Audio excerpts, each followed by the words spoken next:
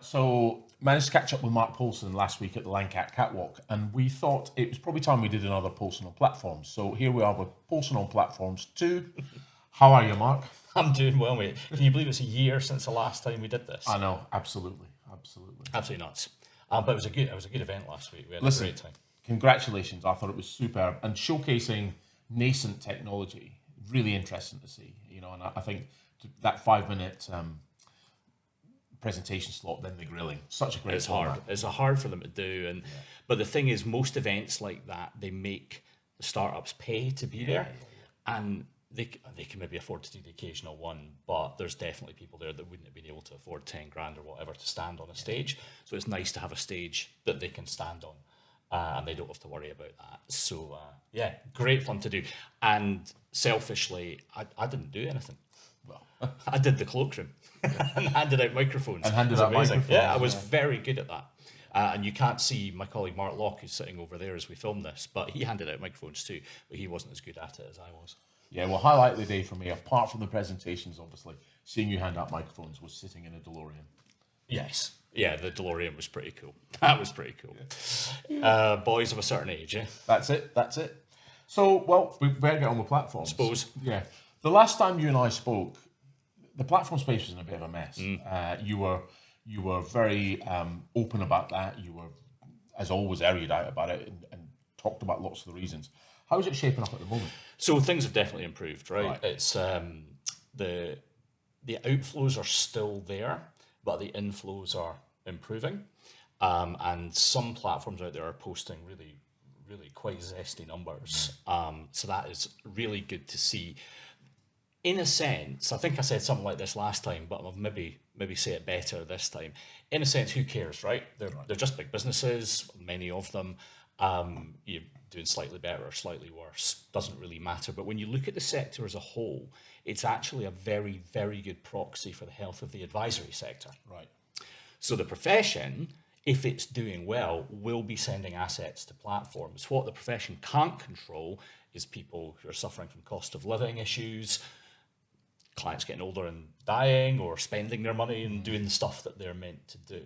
And that is still going on. So there are still underlying issues there, which, are seeing the money soak back off. But it's soaking back off in a sort of good way, in that clients are using their capital for things that clients want to do. And yes, there is still an element of helping, wee Jane or wee Jimmy with their cost of living issues or whatever it may be. But in the main, it feels a little bit more orderly than it did last year. And absolutely core is that level of inflow is really coming back now. Right, okay. So that helps a lot. Yeah, it does. Absolutely. So we're saying it's a bit rosier. Are we seeing some of that inflow and that stability translating through to development, improvement? Yeah, I think so. Funnily enough, I would say things were a little bit more abundant last year, and I don't know if everybody had a good Christmas or what, but when the year turned, it was a completely artificial kind of barrier, right? I think things did start to accelerate, and we've seen a number of platforms start to push on. Thinking of a couple who've been very busy. Aberdeen is one of the big players, not had its troubles to seek for a little while, and you've seen them really kick on. And actually, as we're recording this, we're starting to see some changes in how the analysts are viewing Aberdeen now, and that's a kind of good early indicator. We're seeing really interesting things happening with Fidelity, as they've taken on their software in a different way, and it's all probably too dull to go into here, but and lots of integrations, people working on things like letters of authority. Now that started somewhere else, but is now starting to spread out a little bit, and every time an issue gets tackled, of course platforms have to be there. There's still plenty for them to do, of course there is, but in the main, I think we're seeing development budgets be employed in interesting ways. And increasing understanding, I'm being careful with my words here, an increasing understanding by many platforms, if not all, that getting the basics right is really important. And that's for the big established guys. So it'd be daft not to talk about Transact with the new chief exec there, Tom Dunbar, who's a digitization guy. That's what he does. And so if you're a Transact user, you'll be seeing some of those paper-based processes getting knocked down now, turned into online only, into straight-through processing, all that kind of stuff. And we see with satisfaction scores, whereas Transact had taken a little bit of a knock, still brilliant, right? But had taken a bit of a knock, which was almost unheard of, starting to climb again.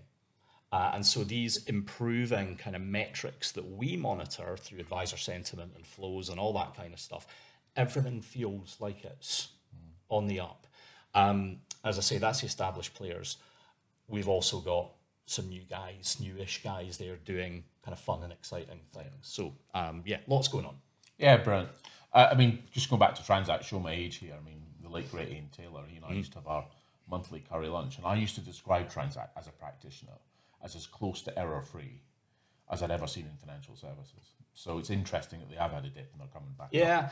And, I think the reasons are relatively well documented. They had a tough COVID. Yeah. I think the nature of that business, the way that Ian and Jonathan, used to run it, meant that it was harder if you're not all in the same building at the same time. But they've worked on that. And, if in 25 years you have one period that's difficult coming out of a global pandemic, it's probably not the worst experience in the world. You could have a much worse time than that. Yeah, exactly. So I guess no conversation is complete at the moment without touching on AI. How do you see that getting into establishing itself and playing out in the platform space? Oh, that's so interesting. Well, platform businesses are very, very large software and administration businesses, right? So you immediately in the back can imagine that co-pilots and generative AI used in the right way can really help. I can see great applications for machine learning and AI in error handling, spotting things before they necessarily happen, predictive AI, agentic AI, where it's actually working with you rather than you saying, right, please could you now summarize this meeting into a thing, all that kind of stuff. I think those in the background kind of issues are where these new capabilities will start to shine. One of the things a advisor we know well sent me a thing just yesterday about OpenAI now starting to plug into Google, into Office 365 and various other major systems, so that it can go to work on what's inside that without you having to leave the environment. And that sort of stuff, right, it sounds pointy-headed, but that's what will help big businesses find use cases. Yeah. So if they've got to pop out into something that they don't really know, then that's dangerous. We've also got development happening. I forget exactly who's involved with it, but I know friends of ours from a company called Aveni are working on a large language model for financial services. And I think that's with Schroders and a couple of others. And that's a really exciting development as well, because it's being trained on stuff that we would understand in our sector. And it isn't dragging in biscuits or dog food. Do you know what I mean? We want it trained in the right way. Yeah. So these are early developments. Honestly, I'm not sure that advisors logging into Platform X, or indeed using Platform X via IntelliFlow or however all that shakes out, I'm not sure they'll see lots of AI. Yep. But I imagine in the background, we all want these businesses to be efficient and work really well. And that's where that starts to happen. Yep. Hopefully. Wouldn't it be great if, rather than having a kind of vague articulation of AI is really good, if we said, listen, there's an admin problem or a process problem here, and we sorted that problem out, and really narrow specific use case. And actually, this goes back to Catwalk last week. Yeah. The winner of Catwalk was a system called Ticker, and they are imagine you're a DFM and you're running your models across 20 different platforms. When it's rebalanced, you've got to log into 20 platforms and do it. And almost certainly something will go wrong, something will fail over, and not every client on every platform will get the same result. That's even if you can get the same asset classes and all that stuff. What Ticker does is it sits in front, you make your change there, and it sends it out to 20 platforms. Such a basic thing. Like, why are we typing that 20 times? Type it once and send it if we just know how to do it. And I would love to see AI getting used in those like very narrow vertical kind of ways to fix things. And I think advisors watching this would then feel the benefit of a process just being a bit better. Yeah. Or actually a lot better. I mean, it could be a lot better. I'd say that was a really, really good presentation. And he beat me to the DeLorean. I was number 2 in it. He was number 1. He's quite an aggressive chap, is young Tom from Ticker. So, and doesn't actually have to be AI, any form of tech that's coming in and fixing something, I love to see. And that's, that's really positive. If nothing else, it shows that the manufacturing part of the sector is understanding that not everything's great. And even admitting that for some big businesses is quite hard to do, right? So hopefully lots of positive stuff to come there. Yeah, sure. So as we wander towards the close, I can't remember the quote about foolish in predictions, but how do you see the next 6 months playing out? So I think everybody's watching external environmental stuff quite closely. Are we going to have interventions from the political sphere, or what's going to happen with ISAs, all that kind of stuff. And there's always a danger of blight in these times of uncertainty. And I hope very much we don't have that, but I know that there's caution out there. That said, as we head into the summer period, I think things are set pretty fair. Most advisors that we speak to are predicting that their years will be up relatively modestly, maybe 10% up, that kind of thing on last year, but that's really, really positive in this kind of industry. In terms of the platform sector, the other thing that platforms are going to have to deal with is continuing consolidation. It's not necessarily the case that the deal flow in the advisory sector is going to continue at the clip that it's been at. I have to tell you, though, that a lot of the consolidation activity that's happened has been a bit of a muddle. And what has happened is you've basically got what my dad would have called a bag of bones for his bag of golf clubs that were all different makes and all that kind of stuff. And that's what you've got in these businesses. I expect some manners to start being put on that. Yeah. It's no surprise, maybe, that now is the time for that to happen as we start to do better on transfers, as the industry kind of heaves its way into starting to think about letters of authority in a little more sensible way. And as we start to see actually some consolidation of platforms as well, there's various people looking at various things right now. And so that fragmentation that's existed, I wonder if we'll see a bit of tidying up, maybe more than 6 months, maybe over a year, 18 months. But as a theme, you might see some quite big businesses placing bets and going with one thing. So we've seen a couple of announcements lately with a couple of the big networks or big consolidators saying, no, we're going to use these guys now. And that's hard news if you're not one of those guys, of course, but that's where the fight's going to be. Yeah, brilliant. So, I mean, obviously Lancat, really well known for its research. And anything you want to say about Analyzer that well, thank you, Lee. There you go. You see, I get a free advert in my own video. That's nice. Look, we offer a software package called Analyzer. It is now, if you're an advisor and you like what the Lancat does, it is how you access us. All the reports that we're known for are all put on there, always free for subscribers. And you also get the ability to run structured due diligence based on how we do it and how we do it for very large companies and charge quite a lot of money for. Yeah.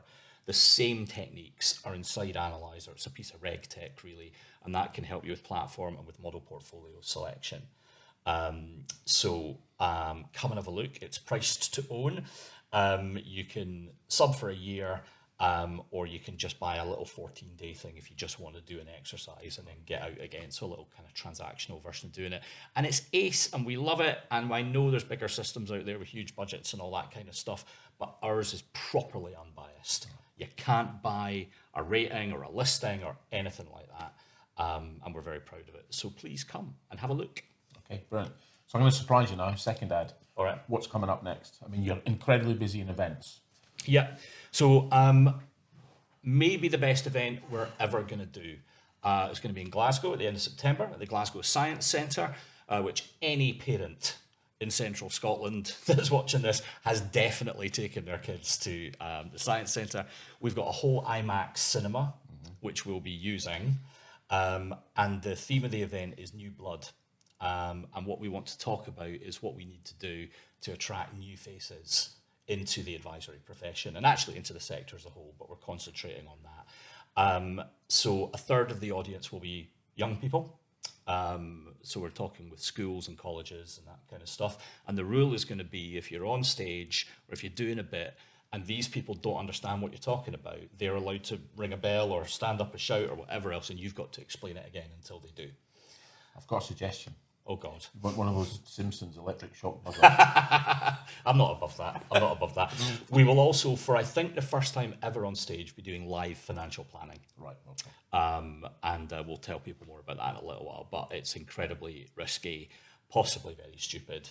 But we're really, really blessed to have a couple of amazing planners who are going to wear cameras and do all kinds of crazy stuff to show people who don't get to sit in the room.